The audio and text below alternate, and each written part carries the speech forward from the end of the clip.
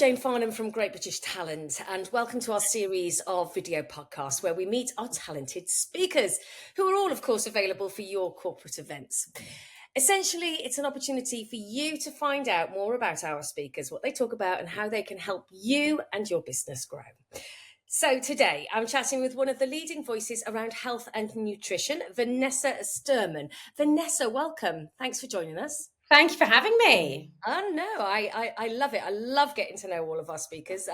It's so important, actually, because we take on so many new speakers, and I don't always get to meet them before we actually pop them on the website. So it's a great opportunity for me to get to know you and also our audience. So thank you. We always start with a little bit of background, actually. So tell me about you. Well, so I didn't just wake up. I didn't just wake up one day and say, I fancy helping people with their health and nutrition and sustainability. So, and that's another thing I'm really passionate about, sustainability of our planet and bringing those two things together. So about 20 years ago, when I was 17, actually a bit before that, I had a binge eating disorder. So what started off as I'm just going to run a little bit, doing a bit of running with my dad and just eating healthier food, turned into running 7 miles a day and starvation. And when my body couldn't handle starvation anymore, it turned to binge eating. And I've always loved food. So it was always very hard for me. Anyway, I wanted to make these changes, and food was a big part of my life, big part of my culture, as it is for so many people, and it should be enjoyed. Yeah. Didn't really tell anyone what was going on, but I was in one of the darkest places I've ever been in my life. And one night with my head over a toilet, I had an epiphany and a bit of an out-of-body experience, if you can call it that, and thought, what on earth am I doing? I want to get better. I want to live life and I want to enjoy food. And another very important question I had in my head was, how can I eat cake? Very important. How can I eat cake and stay a healthy weight and thrive and enjoy my life? There's got to be a way of doing this. So I started learning about evidence-based nutrition then, because I thought, well, diets don't work. Clearly, I've nearly destroyed my life doing that. It's very, very dangerous. People die doing this sort of thing. Let me figure this out. And as I went over the years, I also became a behaviour change consultant in the private sector. I studied social and biological anthropology at Cambridge University, was always very into my food, ran a recipe website, and then discovered people are really struggling with, how do I build food in a fun, enjoyable, delicious way built around me, my culture, also sustainability in the environment. I had some big changes myself in terms of realizing, wow, our diets are actually destroying our planet. So I bring those together to make everyone happy and get everyone to eat great food at the same time. Yeah, easier said than done. I mean, I can relate. My niece went through something very similar to you. And in actual fact, I saw her Saturday and she's looking so fit and well, and she's turned her life around and she's done it by herself. And I just find I'm so proud of everything that she's achieved to come out of that really, really dark place. And you can only grow from those experiences. So, and learn and adapt and it's such a personal journeys everywhere. Now, I understand that your approach to nutrition is all about balance rather than restriction, as you were just saying, because, I've always said everything in moderation. I mean, everything, I'm not sure about these days because I'm learning so much more about food on our supermarket shelves, but most things in moderation. But why do so many people struggle? There's lots of reasons people struggle. And I think another reason people struggle is that people don't realize there's multiple reasons that they struggle. They think perhaps, well, I just need to be more disciplined and more restrictive. I just don't have the willpower. And that causes huge amounts of problems, huge self-esteem issues as well. People have very busy lives. We're not taught about this stuff in school. The food landscape, stress issues, access to food and healthcare. There's so many reasons people might struggle with their health. So that's something to realize, first of all. And everyone's also different. People struggle in different ways. So someone might go, well, my friend's fine. My friend stays a healthy weight or whatever it is. And I don't. There must be something wrong with me. There's nothing wrong with you. And I think that's really, really, really important to understand. We're also bombarded with all sorts of messages, often to make us spend money. I talk about this a lot more probably at New Year's. There's a lot of health products. People say, often I hear this when they're starting on, I've got to get a bit healthier. Let me go and buy a load of supplements. Now, look, supplements can be, this is the thing, there's a place for everything. And that's another problem we have. Don't do this, don't do that. Loads of factors that fit in together. You do not need to buy £100 worth of supplements a month. And we need to have this food first approach. We also need to build in exercise. But what people do is they really go for things in this 110% way that they can't keep up and do things that are very, very unsustainable. And that's what creates the struggle. But you're right, we do need balance. Restriction doesn't work, but I also talk about abundance. When we talk about what we actually put on the plate and actually add to the plate, that's where the magic really happens. It's not even magic, it's science. That's where we get more of the nutrients we need. We become more full, we reduce cravings. But often people do it the wrong way around. They say, I'm just going to stop eating at night. And actually, if you're hungry, you're not going to stop eating at night. And you're probably hungry because you haven't eaten properly during the day. Yeah, and then also when you are late at night, you are going to eat the wrong things because it's too late to make anything. So then you just want to eat something quick, and then it becomes not proper food. So it's a struggle. Have you heard of the app called Yucca? I have heard of this. I've not properly had a good look at it. So I've been using it. It's changed everything for me in terms of just, what I put in my kids' packed lunch. I'd go around the supermarket, I yuckered everything that I was putting in it, and then it gives you a score out of 100. It's very simplistic. And it's just, I now make most things from scratch. And I think, a lot of the stuff on our supermarket shelves is not food, it's food like produce. And I think we forget that. We think that the food companies, well, it wouldn't be on the supermarket shelf if it wasn't safe, but that's probably not the case. Yes, and I think this is another place where we get confusion as well, is that there's some packaged goods and some even ultra-processed foods that can actually help us achieve our health goals. And the problem with ultra-processed foods is that it's not health scale. It never was. So there are some ultra-processed foods that, absolutely, we need to be cutting down on ultra-processed foods. But there are some ultra-processed foods that we know can have positive health outcomes, or a long list of ingredients doesn't always mean bad. Then what are the biggest misconceptions about nutrition? Because obviously it's directly related to peak performance. And if we aren't performing in a great way because our bodies are sluggish, then we're not going to be much good in the workplace. So maybe bringing it back to business slightly, whenever I used to work as a presenter for many, many years, and I'd go on a shoot, and then at lunchtime it would all be white food, stodge, that's brought in. So it's rolls and crisps and sugary drinks. And then in the vending machines, you've got energy drinks and whatnot, blah, blah, blah. They're obvious changes that companies can make, I suppose. But what can they do? What are the main obvious steps that businesses can be taking to enhance the performance of their staff? Yeah, so I think companies, first of all, need to be educating people better. So often, and this is why I want to stay away from wellbeing, it's seen as an employee benefit. Oh, we'll do a little talk, we'll bring in some beanbags. Right, not all companies do that. Some companies are doing an amazing job with wellbeing, I will say that. But it's an employer benefit. You're making your people healthier. That is it's a benefit for both. Yeah. People are going to enjoy their relationships more, their weekends more, benefit to everyone. They're going to work better, less sick days, etc. So the way it's perceived has got to be changed for a start. You've also got to realize you cannot change your employees in one webinar. It's great. It's a great place to start, but the support needs to go a lot deeper than that. Yeah.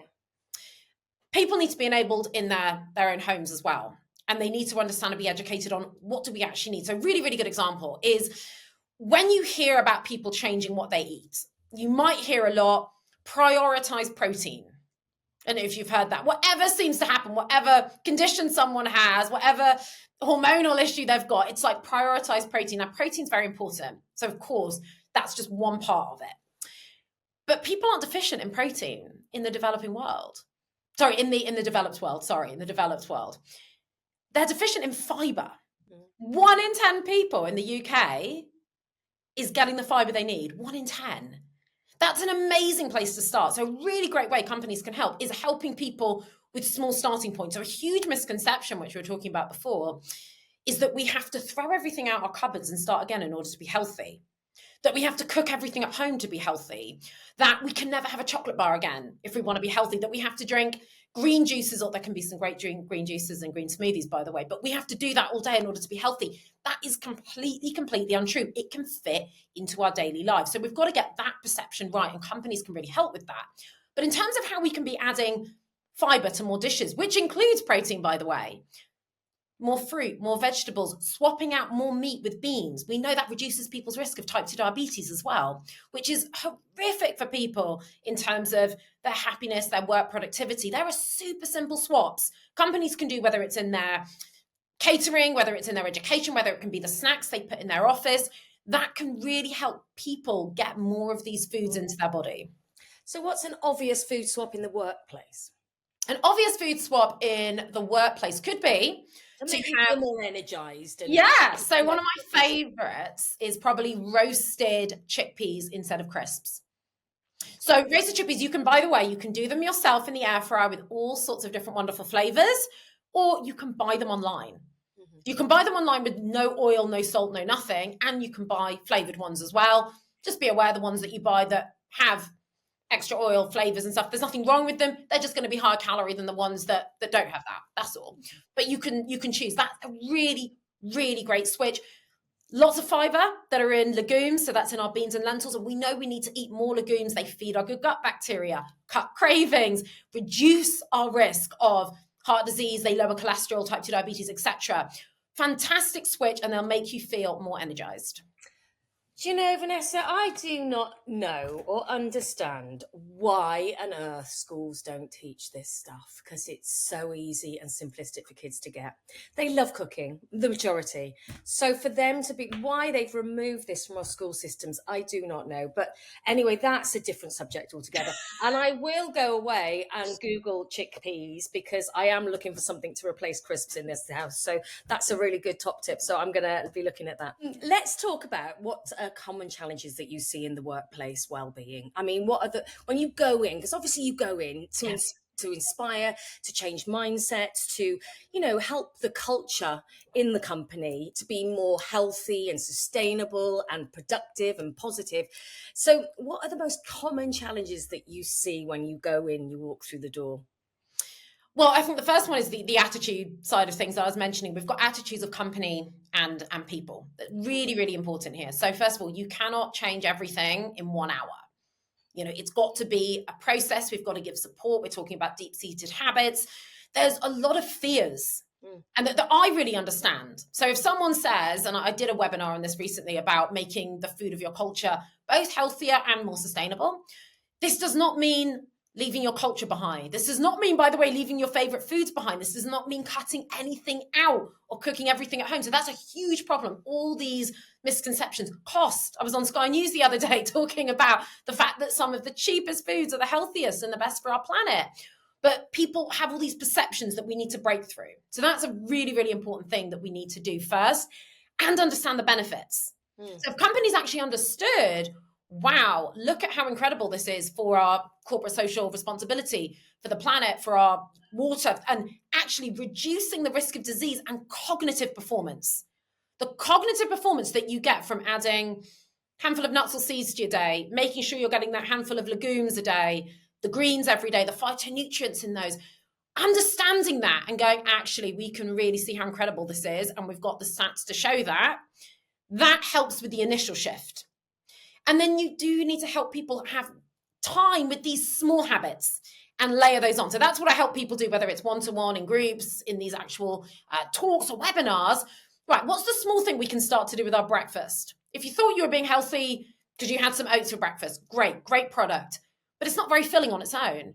Right, get your half a cup of blueberries or any kind of berry every single day onto those oats. Do it every day consistently. Big change. The handful of nuts every day. The chia seeds every day is going to make you more full, more protein, more fiber. And you start layering all these different things on and not worry about, well, you're going to go out for a burger and chips sometimes. Enjoy. Get rid of that stuff and you start layering these habits on. Then we start seeing the change. But we've got to give some time and energy to this as well. So what do you love most about speaking? And have you got a really lovely story where you've gone in and you've made a difference and the feedback has been phenomenal and you've seen sort of tangible change within a company? Yeah, so what do I love most about speaking? it's having an impact. You know, when I was a child, I always wanted to be on the stage. I was on stage presenting fashion shows and things like that. And I remember always saying to my parents, I want to be on the TV. I am on the TV quite regularly and I love it. And it's because, I get my energy from other people and interacting. Even coming on a podcast like this is fantastic. It's the most enjoyable part of my job. But when you can reach more people and influence them and start to make them happier, start to make them realize, actually, I don't have to be so stressed about this. I can just start adding this food or that food. I can save money here and there. I'm actually going to have fun with this. So I did a webinar, it's actually the other day, with Cambridge University Press. And that was the one that was on a mix of sustainability, but also this cultural side of things as well with the food. And I'm part Caribbean myself. My mom's from the Bahamas. So this is a big part that's really interesting to me and it's really fun. And even after I got on a feedback session with them a week later, I was still being pinged comments that they had sent as feedback saying it was lively, it was fun. I've got ideas of what I'm actually going to be doing now. I didn't realize that I could eat this or this. I didn't realize that actually, you know, my cultural dishes, I could do all these different things with, but still have them. That is just absolutely wonderful. And I do have other people who've actually sent me before and after photos after having come from a talk and say, you know, look, I actually got the motivation to do what I needed to do because I knew how to do it. And you know, I'm now thriving. I've lost weight, but I've not dieted by doing what you've said. Thank you so much. So it is wonderful seeing these tangible outcomes of people actually taking action because there is no point bombarding with science. You need a high level. Why are we doing this? But then, right, what does it mean to me? And that is the part where I just love people going and taking action in a way that makes their life better. Well, Vanessa, your positivity and your energy is fantastic. Thank you so much for joining us today. I've learned a lot. If you would like Vanessa to come and inspire your team to make healthier food choices and change their mindsets around food, then do call 01753 439 289 or you can email jane@greatbritishtalent.com anytime. Vanessa, thanks again for your time. Thank you so much.